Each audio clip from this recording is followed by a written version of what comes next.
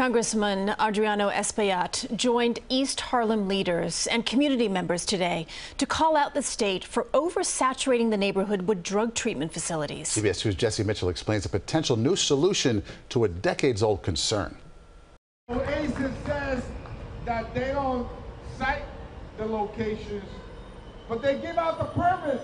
Gathering community leaders to call out the state's substance abuse authority, Congressman Adriano Espaillat announced new proposed federal legislation to empower local lawmakers to have a say in the placement of treatment facilities. Every neighborhood should bear their fair share of these facilities. The further patients travel for care, the lower their rate of recovery.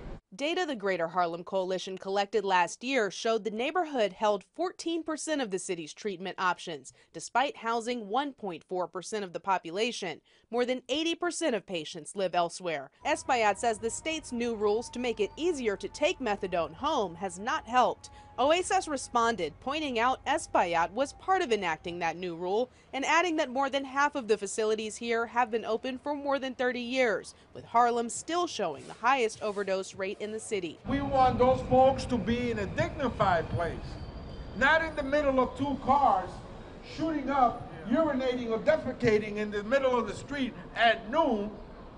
That's not dignified.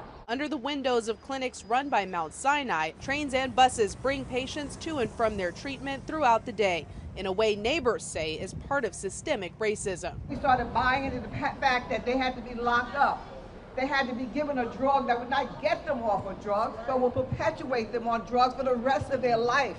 It's been under their watch that Harlem has been redlined, this time not by the banks, but by the methadone programs.